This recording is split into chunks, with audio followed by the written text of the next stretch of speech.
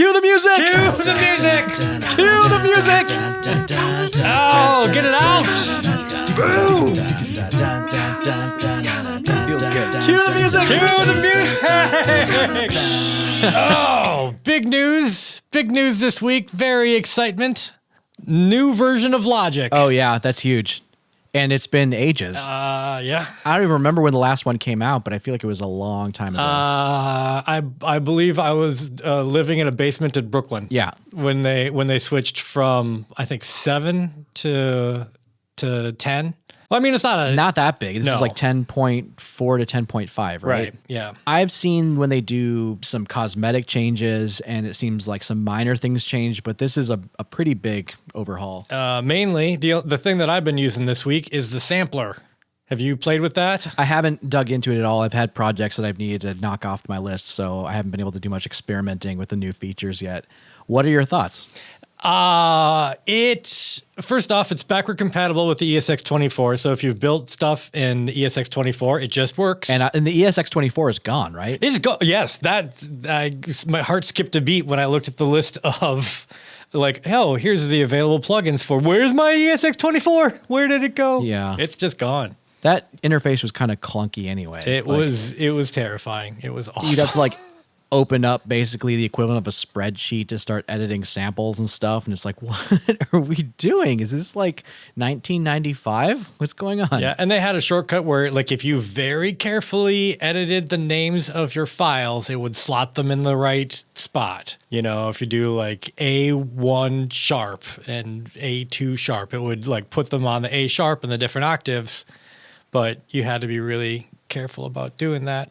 Yeah, that's really annoying. That's all gone now. The interface looks slick. I haven't picked around in it. What are your initial thoughts? It actually works. It took me a little while to figure out like where all the pitching stuff was, but trimming is lightning fast. You can drop in whatever you want and trim up on screen. You don't have to go into any secondary editors. Oh, that's awesome. Oh, it's good. The interface looked a little bit more friendly. I like the updated look for all the knobs too, because the other one was definitely showing its age. Yeah. And for whatever reason, whenever you open old plugins like that, they're so old and janky. It's all just basic information. So yeah, they're like workhorse plugins, but still, it just makes you feel like, ugh, whenever you open them, it just doesn't feel good, which I think affects you when you're using a creative tool. Oh, yeah. It didn't scale well, right? If you try to, and now we've got these monitors that have such pixel density. Yeah. And you open up the old ESX24 and it's a tiny little window. Well, and the color scheme was just really ugly, and it didn't seem to match the design aesthetic of the rest of Logic, which got a major overhaul for Logic 10. So yeah. The thing that I know that you've been fighting with and I don't even open is the Ultra Beat. Oh, yeah. And that's gone now too. I mean, I'm actually really pumped about that because I've done a lot of rewiring with Reason, and it was largely because I just liked the way that their step sequencer worked for drum programming.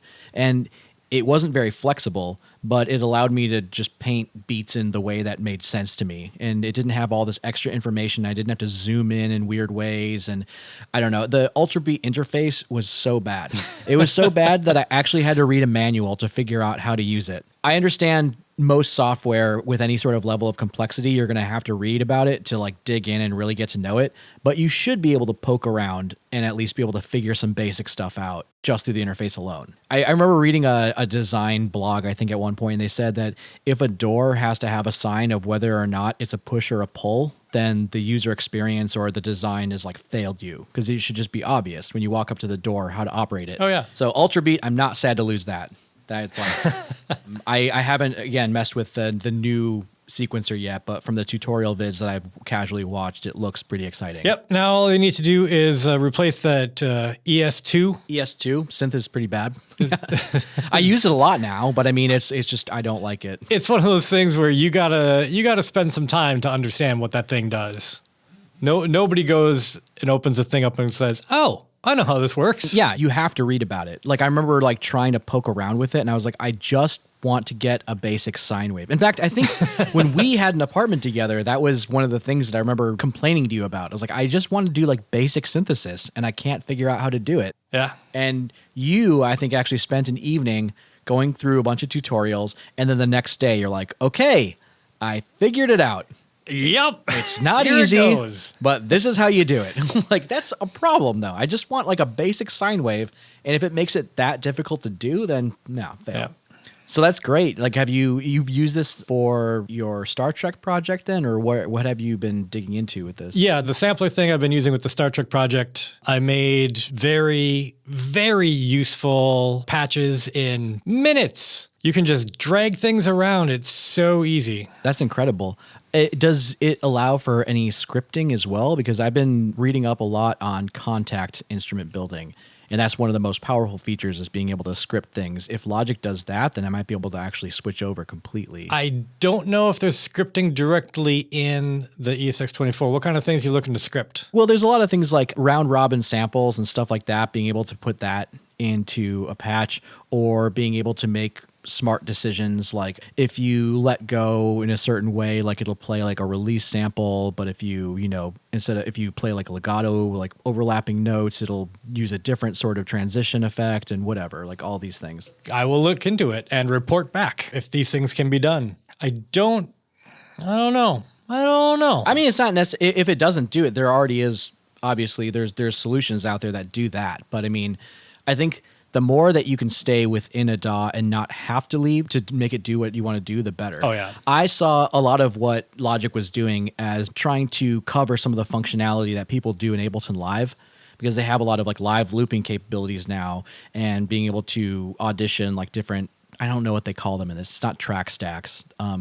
They call them scenes, I think. Yep. Like cells are the individual little clips, and you can have like things of different length, and it'll just loop it at exactly the right moment. It'll snap things to a grid, and then you can have whole scenes that you audition at a time, or turn individual clips on and off, which is how a lot of people work in live. And if you're doing things like on the fly, like you're just kind of like, a lot of people now, especially with pop music, because it is so loop based, that's become like a common workflow that you previously couldn't really do in Logic. God, how would you do that?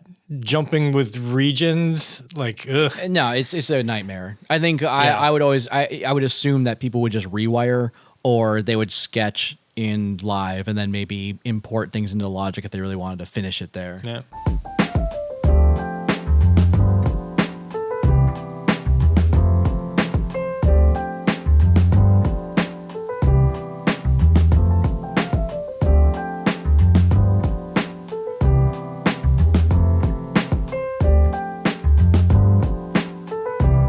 One thing, this is an old function, but I've actually kind of dug into again recently, is Logic folders and summing stacks. And I don't know if you've poked around with those at all, but they are an incredible lifesaver for templates. Oh boy, do I. Oh, you do? Yeah. Oh, yeah. The stacks, absolutely. Otherwise, there's no way to even keep your stuff visually organized. Yeah, I would use the folders just to like organize tracks. So I'd say like all of my strings, I want those to be like in one place so I can just collapse them down. All of my brass or whatever. Like, I never messed around with the summing stacks at all. And in fact, I think I had made a lot of posts on Logic forums with my frustration about how I couldn't save like preset chunks of tracks.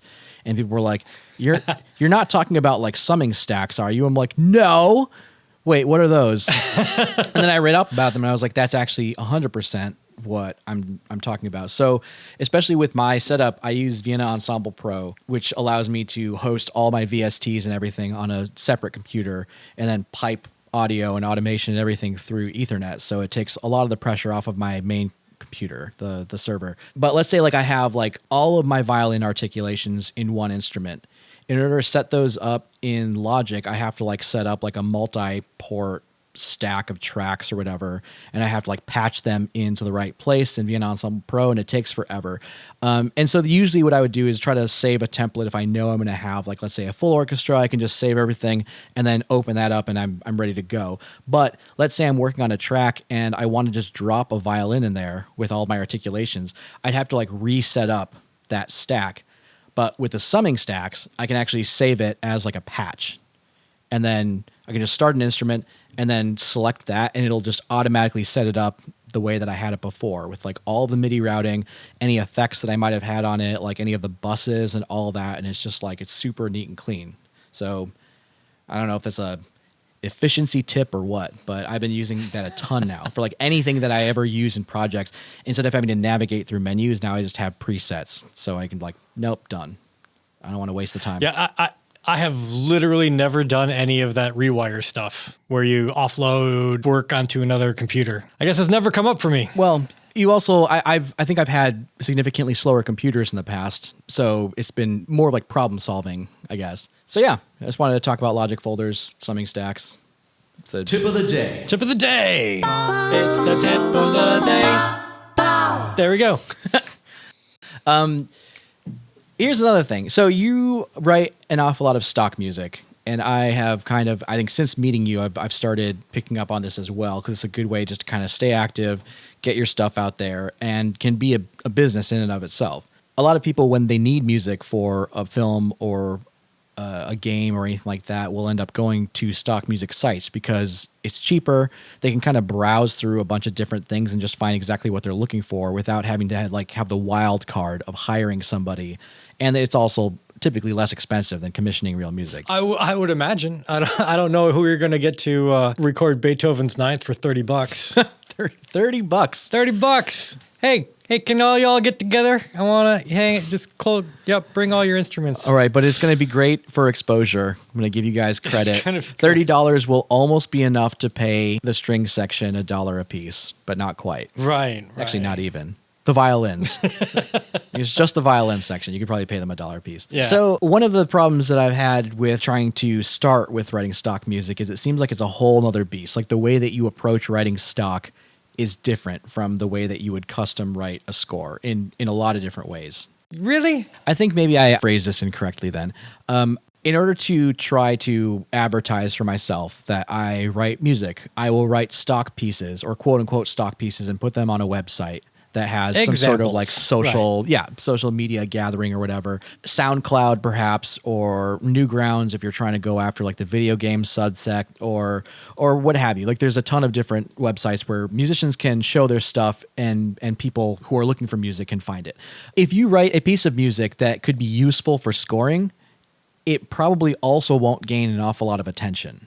Like when you go onto these websites and you see all of the people that are like hitting the like button and they're downloading this thing and they're commenting on these tracks, they're typically songs that are meant to be like listened to by themselves as a standalone track, meaning they have a beginning, they kind of develop, they have a middle, maybe a bridge section, and then like an ending, but they kind of go somewhere and they tell a story on their own. Yeah. I see what you're talking about now. But if you're writing stock music to be used in scores, I think it's going to be largely less impressive because it can't tell that story.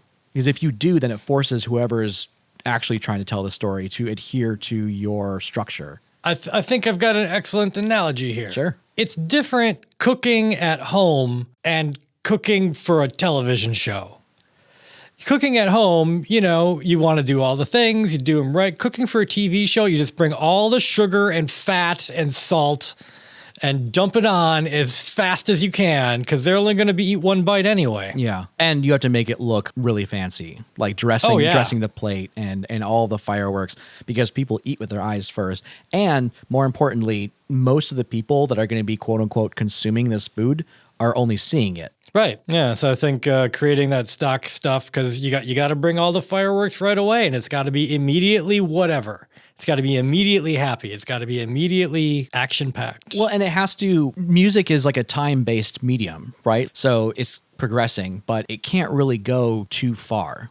Like the way that I would normally build up music is like creating sort of tension and resolution and coming up with themes that can be broken apart, and then you come up with like different ways to manipulate that thematic material. But if you do that too much with a stock track, it's going to get really annoying, or it might take away focus from whatever is happening on screen, whether it's a game or a show or something. Yeah. And especially in the case of games, I feel like if you have like this climactic moment, as soon as that track loops, it's like the most annoying thing in the world. Oh yeah, it's a super letdown. Yeah. Well, and it's a super letdown, and also then it becomes very obvious where the loop point is. Like you know that it's going to start building, it's going to rise, it's going to kind of create this like apex. It might crash down right beforehand, and then bam, and you have all these fireworks, and then it kind of tapers down, and then it starts that roll over again. And then every single time you go through it, you could listen to it maybe like 3 times before whoever's listening just turns off the music and will do their own thing. So it's a whole nother art. But the weird thing is, like, if you're trying to get attention on any of these sites, people will pay more attention to the music that isn't good for scoring, and they'll download those pieces and then try to use them. And then you can write something that actually would be good for their scene, but they won't get any attention. They'll be like, oh, yeah, it was just kind of boring. I'm like, well, but you understand that, like, there's not stuff that's happening at the forefront because all of that is supposed to be focused on whatever else is going on with the music. So I've had a tough time trying to reconcile the two. Like, you want to get attention for the music that you're writing, but you also want to do stuff that is actually usable at some point. Yeah. So I don't know if you have a way of, like, reconciling the two worlds or what. Good Lord, no. I mean, they're you're right. They're different beasts. You have to write them in different. I find writing for video games to be considerably harder than writing for films because it needs to be engaging, but you don't know for how long. Yeah. You know, and it can end at any moment. And you can do fancy things with your games like adding in layers and subtracting them out and crossfading between sections to other sections, but most game devs don't. You know, that level of detail is reserved for very, very few games. Yeah, I've written a couple pieces for some casual games, and they wanted each one to be about 2 minutes long, let's say. So I did that. But one of the tracks that was 2 minutes long, they would use only for like interstitial sort of like, I forget what that, like cutscenes, I guess, of the game, which were very quick. So you'd only get like the first maybe like 8 to 10 bars of that song. And there was this whole other chunk of it that was actually a much better piece. They just got the introduction, and then the piece would fade out and you'd go to like the next thing. And I mean, I didn't really get to play around with this game at all. It was just on spec. They told me what they needed. I sent it to them. They're like, great, thank you. And then that was it. But then once I played the game, I was like, that is really annoying because every single time we go to a cutscene, first of all, they use this exact same piece of music. And it's only like these 4 bars, and they're all just intro stuff. And it gets really tiresome really quickly.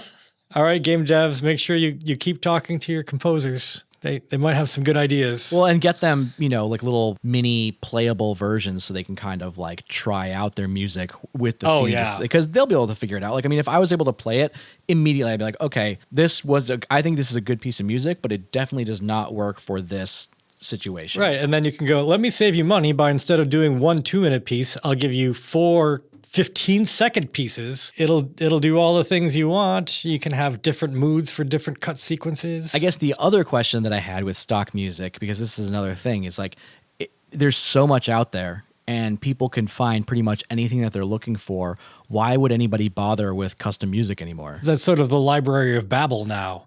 Just because the music that is right for your project exists doesn't mean you will be able to find it in your lifetime or the next. There's hundreds of thousands of pieces. How do you even go about that? What can you bring to the table that stock music can't? Nothing. There's absolutely nothing. You should only get stock music. Well, no, I mean, if you are making a stock project, you can get stock music and it's just fine. But if you're spending all this time to create something unique, I feel like your project probably deserves to have music that mirrors that. Yeah, music matters, man. Dude, you do you. If you think this works, great. If you don't, I've got solutions for you. If you have a project in need of a solution, how do we get a hold of you, Brian? You can contact me at sleepfacingwest@gmail.com. That's spelled exactly like it sounds. Sleepfacingwest. All one word. I'm going to put some advertising music in there. Sleep Facing West for all of your musical and audio needs. At Gmail. And if you just want to say hi, sleepfacingwest@gmail.com. If you've got a new conspiracy theory that you think we should know about, sleepfacingwest. Yeah, if you would like to talk about refinancing my car loans that I don't have, like sleepfacingwest@gmail.com. I think my life is about to get very interesting or difficult. I think you'll be fine. It would be worse if this isn't typed. If it's like, I think like if people are listening, they'd have to have a smart robot listening to this and just copying down any mention of email addresses. I think they're probably more scraping data from like websites of where it's written. Sweet. Well, I guess that's it for this week. Cue the outro music. Cue the outros. Cue the outros. Thank you for joining us once again. Cue the We did not do outros. introductions at the beginning, but I am Brian Teo. It's my friend Kevin MacLeod. And until next time, I guess keep on writing.